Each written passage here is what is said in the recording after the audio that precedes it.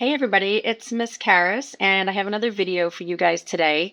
This one's a really good one. I'm really excited about this one. This one is a sort of a letter to my preschool parents, my mommy and me parents, and my combo parents. So we're talking about kids ages like 1.5 to 5 or 6. Usually that's when a lot of studios do combo.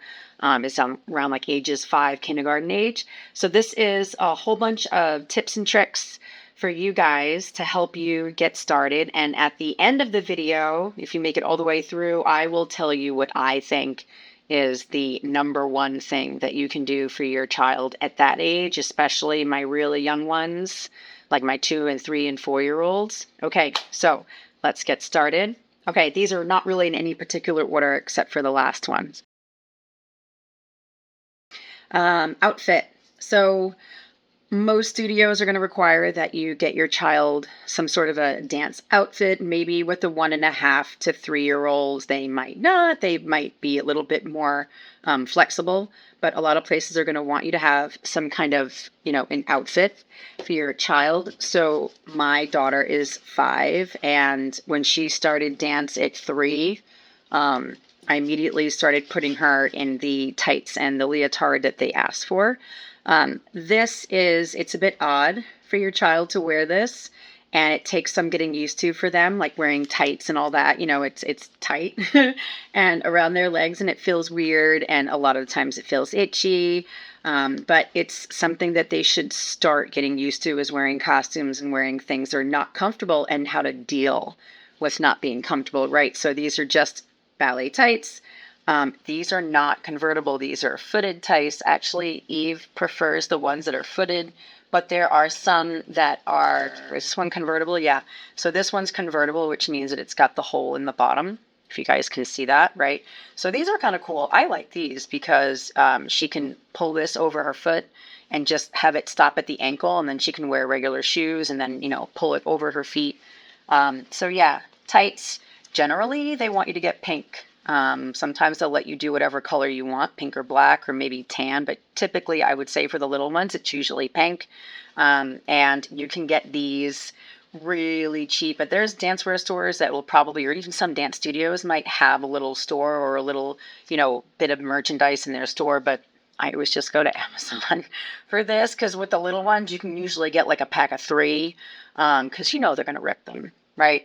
And for the outfit, I don't really have. Okay, so this is the one. This is a black one. Eve likes pink, so I usually put her in the pink one. But this is a cute one. It's a dress, and it's got a skirt. Okay, you don't have to get a skirt. However, with the little ones, I'm going to say get a skirt, because a lot of times when we're doing exercises in class, especially when we get to the ballet portion, if they're doing like a combo class where it's like half tap and half ballet, or half ballet and half jazz or whatever, a lot of times when we're doing something with our arms and they're really little, like 2 or 3, and they don't really know what to do with their arms, we have them hold your skirt, right? So we have them practice lifting their skirt and walking around holding their skirt. And it makes them feel pretty and princessy, and it's just a common move that we do. So sometimes the dance studios will have those fake tutus. I have a million. I should have brought them in.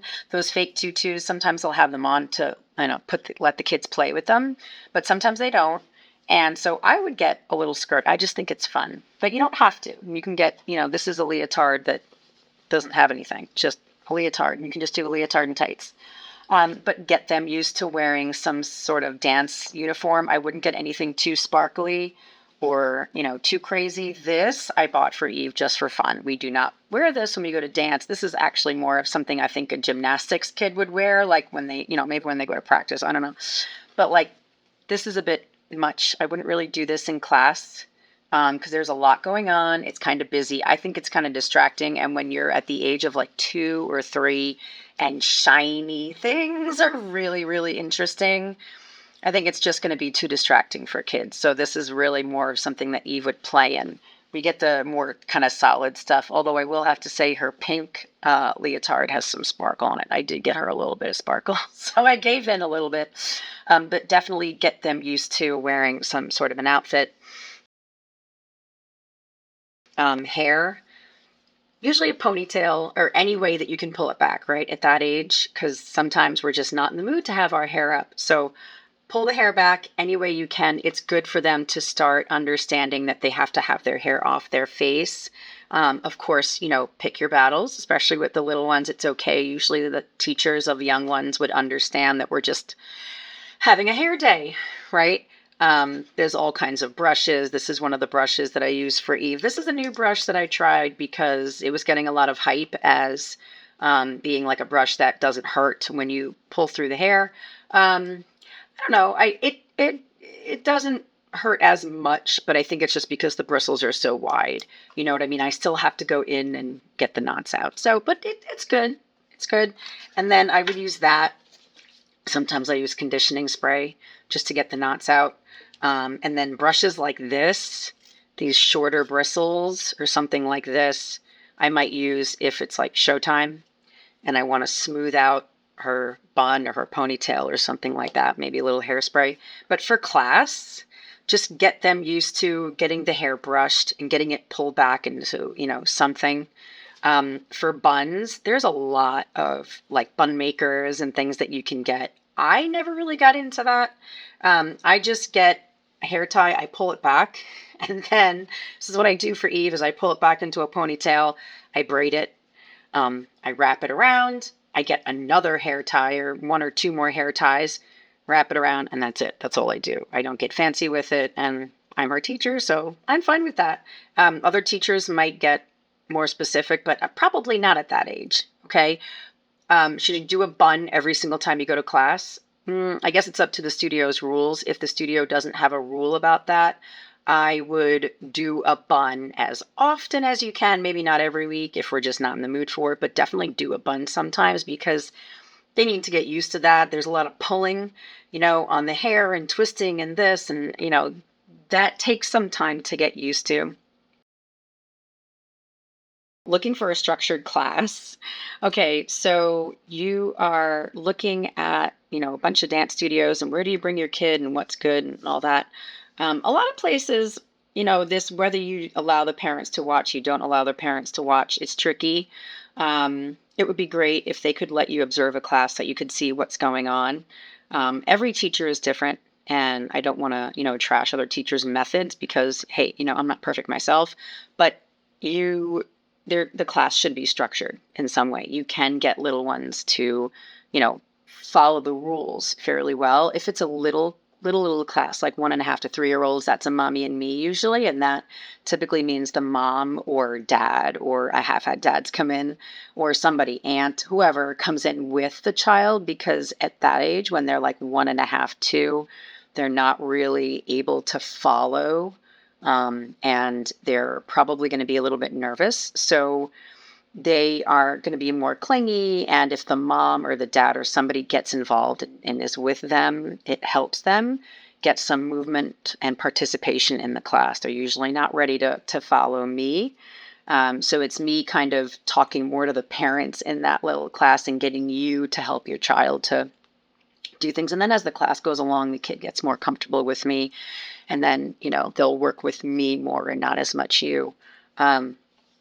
But the class should be structured in the 3-year-old class. Like one of the things I do is I have like a row of dots in the back. So in the back of the room, like by the bar, is where I have dots kind of spread out, and the kids come in and they have to sit crisscross applesauce in there. And, they can talk and we can chat and say good morning and all of that as the kids are coming in, but they have to sit crisscross. As the kids come in, I do attendance. And then if we, some of the dances that I do, we stay on our dots and we stay right there and they follow me. And then some of the dances that we do, I allow them to come off of their dots. And then they come forward, either in a line or a circle, whatever it is. And we do our song and we our exercise or whatever it is. And then when we're done with that, we go back to the dots and we sit down. and crisscross. So they understand that there's like dancing time and fun time, and then we have to sit and listen time. And it's this up and down, this high and low ebb and flow of class.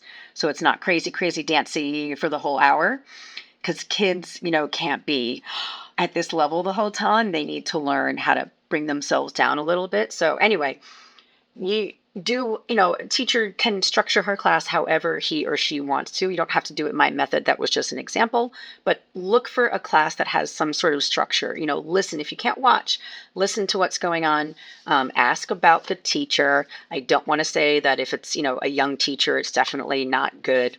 Can't say that. There are some young new teachers that have been assisting or are just really, really naturally good at this. So I can't go by age.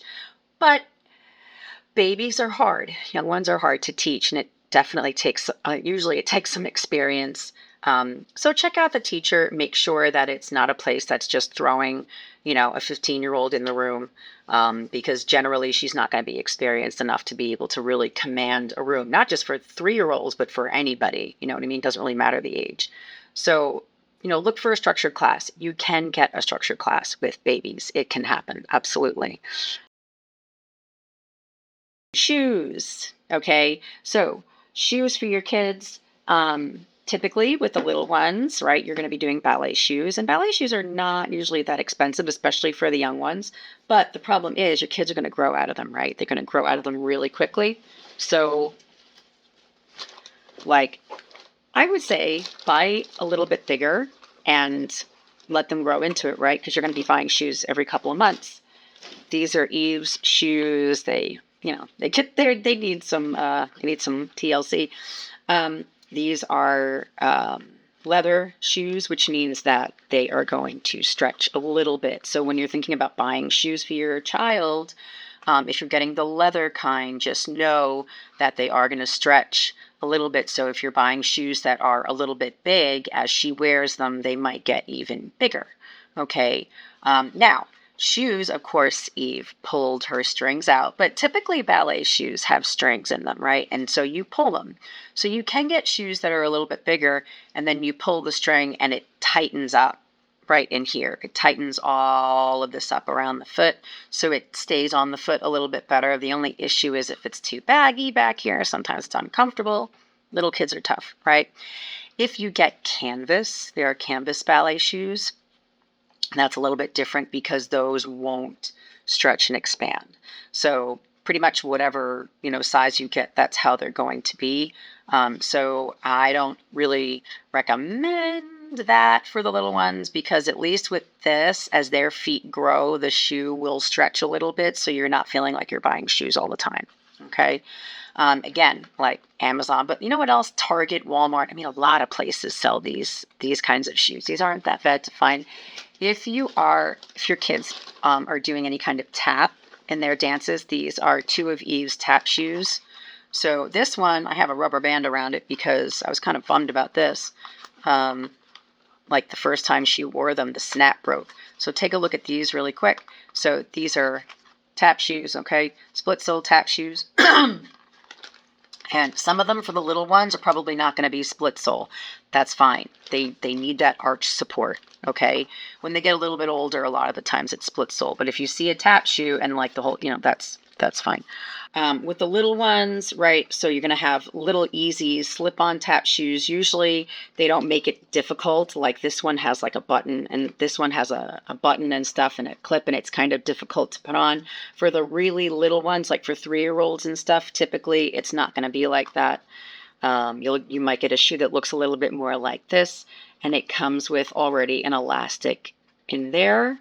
Okay, some of them will have an elastic in it, some of them might not. Some of them might have like what they call a tap tie, which is basically, it looks kind of like a hair tie with a little, gem or charm or something on the outside, and you put the tap tie through and you put the tap over, and that's what keeps it closed. Sometimes they also have actual ties. Does it have any right here? But sometimes they'll have, I don't think I have any. They'll have actual ties in here too. You can do that as well. Whatever seems to be easiest for you. The only thing, like I'm going to say with these, is you see how these are snaps, and this is actually not that easy to close, and the snap broke. So even when I try to snap it back into place, it's not just going to do anything. And this happened like the first time that she wore them. So I'm like, I'm not buying you another pair of shoes. So I took a hair tie, and this is how Eve taps. Yes, I'm sorry to say it is how she taps. Okay. Studio etiquette. Oof, studio etiquette. Okay, so this is going to go hand in hand with like reprimanding your child. So for those of you that are new to kind of like the studio environment, typically you come in and there's a reception area, right? And there's hopefully somebody sitting there that will greet you and, help you out with anything you need. And then they'll tell you which room to go into. Obviously, some places are different. There's one studio that I work at where there's a hallway and the parents can sit like in the hallway and they have a two-way mirror. So the students that are inside the dance rooms, to them, when they look out, they see a mirror. But the parents sitting in the hallway can actually see through into the rooms. Okay. So some studios allow you to watch during class. Some studios don't. I have another studio that I work at where they pretty much close everything off. So the parents can wait if they want to, but they can't really see what's going on. And then there's other studios that have screens where you can see, like they have TV monitors and you can see what's going on in room 1, room 2, So it's different, and you have to figure out what makes you comfortable. If you're somebody that really wants to see wants to know what's going on and wants to be able to watch the class, you might have to talk to the owner about that. Is there any days they do like an open door day where I can see what's going on, or just understand that you might not be able to watch. Okay. And typically you want to try and be quiet. Obviously, you want to turn your cell phones down so that they're not going off and there's classes going on. And food, right? Little ones, they're hungry, they're thirsty, they want a snack. Okay. Just be respectful. Anywhere you would go, you don't want to leave a mess, but it happens all the time because you usually wait in there and you have little ones, brothers and sisters that are hanging out, right? So the studio gets kind of trashed. Try not to do that, clean up after yourself. But one of the biggest things with studio etiquette, and specifically with young ones, is crossing that line and reprimanding your child during class. So here's what I mean by that. I've been teaching for like 23 years now, I guess. And I've been doing young ones. I do 1.5-year-olds all the way up to, adults. So I pretty much do everybody. And with the little ones, one of the things that makes difficult for me to maintain control of the class is when parents see that their child is not behaving appropriately and they get frustrated. And so they open the door, they peek their head in, and they say something, right? They yell at the kid. That's not the best thing to do. And I'm going to tell you, teachers really hate it. We really hate it when you do that for a couple of reasons. So the thing is, sometimes we don't have an assistant. I don't always have an assistant in the room, which makes it difficult. It's not the best, yes, but sometimes it's just the way it is. We can't get somebody, or that person's sick, or, whatever. So sometimes I have a room of kids and it's just me by myself. And like I said earlier, I like a really structured class. And this is one of the reasons I like a really structured class, where I try to maintain structure of my class. Are there times when, for a minute, the class gets a little bit away from me?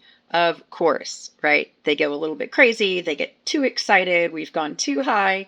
And now I got to wrangle them in and distract them and redirect and, get them back onto their dots and sitting crisscross applesauce so we can come back together.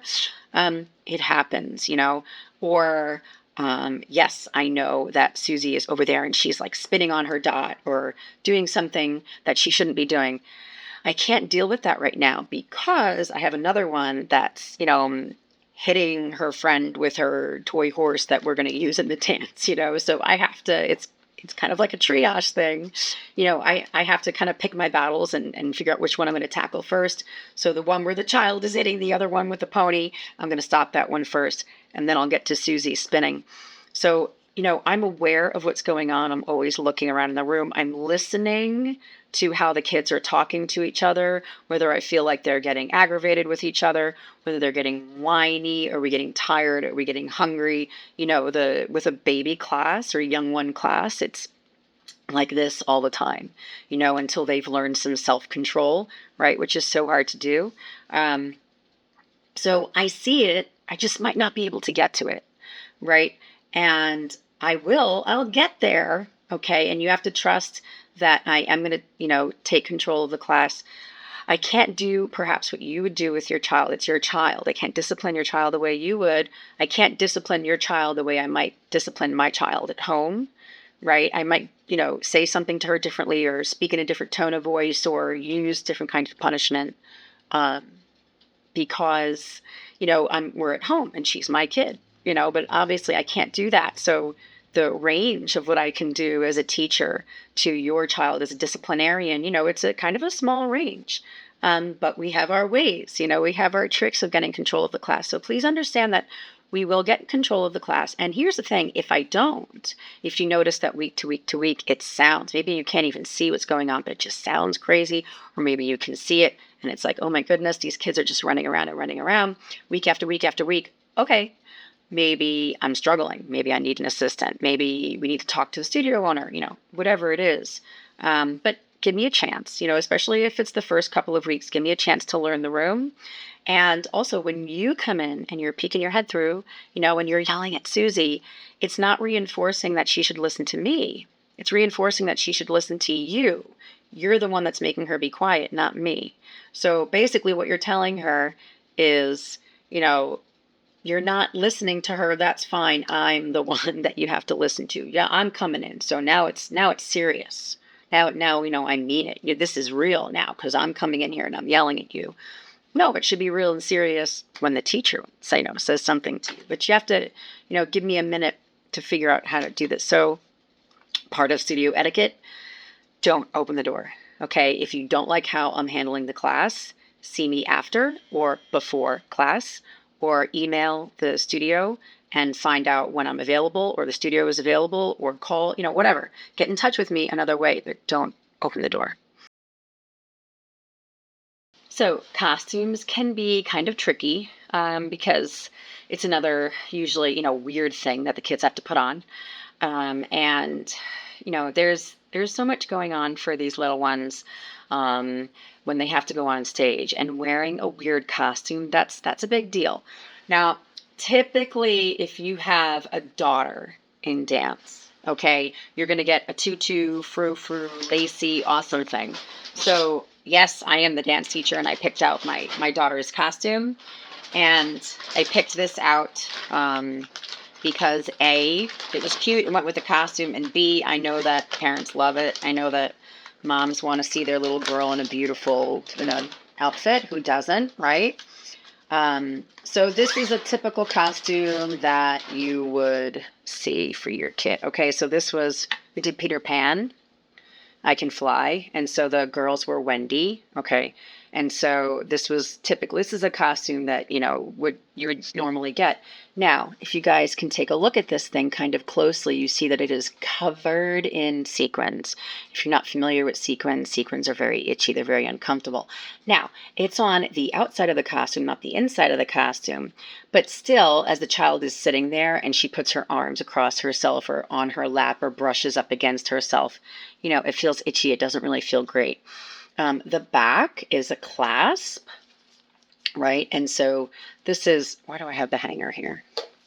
So, this is kind of annoying. So you have to, try to get it try to get it in there. And it takes a minute and you're kind of pulling, and there's this thing around, now the bottom of it has, kind of like a panties thing. So that's pretty comfortable. But then you have layers and layers of this stuff, this tulle kind of fabric, which is a little itchy. And they have the tights, and then they have this, and they have this around their neck, right? This is Eve's costume that she's wearing this year. And oh my goodness, so she's 5. Look at this. Looks pretty identical, right? Same style. This is typically what you're going to get with little kids' costumes. And again, covered in jewels. And look at this. Look at how stiff and itchy. And this one even has sequins on the edges. So as she's sitting there and this is brushing up against her leg, it could be itchy. Again, same thing, where the back, the neck, right? The neck has all of this stuff, and well, this one has snaps. That can be kind of annoying, or if the snaps come undone, so these are not the most comfortable costumes. And sometimes you get a character piece where maybe the girls are in bathing suits or they're in long dresses, or, who knows. But the thing is, the reason why I'm bringing it up is costumes are difficult to wear for anybody, right? Getting dressed up is sometimes difficult for us, right? If we're not used to it. So we're talking about little ones, maybe as young as 1.5 year old, having to put on an itchy costume like that. Or maybe it's not an itchy costume, but it's like a tight bathing suit. Or maybe it's a long dress and they feel like they're tripping on it and they don't like it. Your job as mom, dad, having them go through all of this is being their supporter. And when they get their costume, please try not to make a comment about whether you like it or you think it's ugly, or whether daddy isn't going to like it, or daddy's going to have a problem with this, or I hate to say this, but I've heard this too. Oh, your belly looks really big, or oh, that doesn't cover your butt, or, we have to stop eating so many, Oreos, or I've heard all kinds of things. Yes. And said to 3, 4, and 5-year-olds. It's pretty awful. You know, another video, but that girls can sometimes, the dance world is filled with people that have body image because of the pressure that's put on us. So let's not start this at the age of 3, right? Whatever costume they get, whether it's frou-frou or it's something baggy and they have to look like, I don't know, whatever it is, be excited for them. If you have an issue with it, you don't like the way it looks, just smile and nod and say, boy, don't you look pretty? Okay, this looks great. And then privately take me aside or go talk to the studio owner or the receptionist and say, hey, I don't love this costume because blah, blah, blah, blah, blah. Sometimes we can get you an extra size, a bigger size or a smaller size, or if there's a seamstress or a mom who can sew, maybe we can get someone to let something out or add a thing, or, things can be done. You don't know what options there are behind the scenes. So please don't make a huge deal about the costumes, okay, with the little ones. And please don't start the body issue thing of talking about, their bellies and their butts and their legs and all of that stuff. Okay. So we've done all of this, and I think we're finally ready to get to my overall what you can do to help your young ones in dance. This is it. Are you ready? It's really, really, really difficult. Give them time.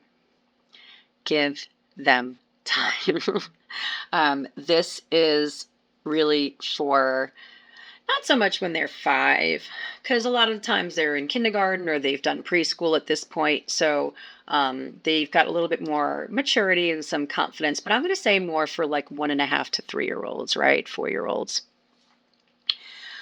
I've seen so many times that little ones come in and they're having a tough time and they start crying. And then it's like immediately the moms or the dads or grandma, whoever is bringing them, goes into panic mode and says, oh, she hates this.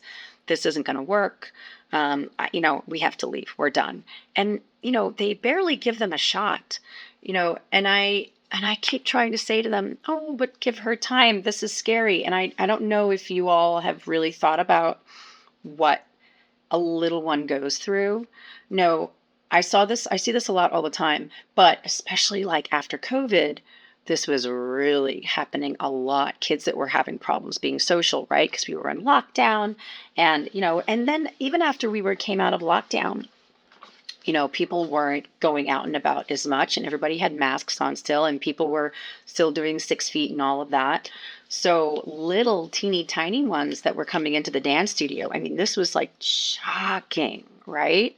So let's just think about this for a second. We talked about the tights and the leotard and the shoes that the kids have to wear and putting their hair back in a bun or a ponytail. So all of this stuff of getting ready. They have to get ready and all this stuff. That's weird. And they have a dance bag maybe to carry too. Like, what the heck? Why do I have a dance bag?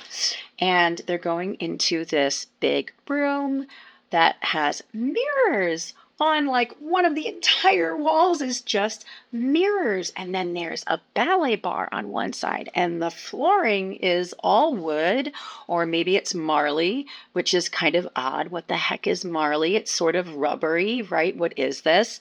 Maybe there's props in the room. Maybe there's trampolines and mats and tutus and fairy wings and, whatever. And there's music, right? We're playing music, and it's like weird stuff and loud stuff. And what is happening? And there's all of that for these little babies to tackle, like just walking into the studio, right? That's just walking in. And then there's a new authority figure, me, hi. And guess what? You're supposed to follow me, right? And do what I do and move your body in strange ways. And oh yeah, there's other kids in the room that you don't know. And you have to also dance with them and learn how to maybe hold hands with them, or make a circle with them, or sit down with them, or learn how to wait in line, all of this stuff. And this is all pretty intense. It really is intense. I think even adults, some of us have anxiety walking into a room that we don't know. We get anxious. And then think about a little 2-year-old or a 3-year-old. So I've had students that come in and they cry like the entire hour, or, a good portion of the time. Maybe they're like off and on, but they cry a lot, I had one student in particular, she cried like the whole first hour. Her mom actually brought her back. Yay, mom. She cried most of the second hour. Okay, her mom brought her back a third time. And then, success. She didn't cry. Huge, big win for that kid. Then she came back a fourth time, and not only did she not cry, but she actually started to participate. Now, that's 4 weeks of work, right? So the first 2 weeks she cried, then she wasn't crying, and now we're not crying and we're not dancing. And then by week 5, forget it. She owned the room. Literally, she was like my ambassador, right? So she was phenomenal. And it was only because her mom and her grandma and her dad, they kept supporting her and they kept bringing her back. And what is that teaching them? Well, it's teaching them not to run away when things get a little bit scary.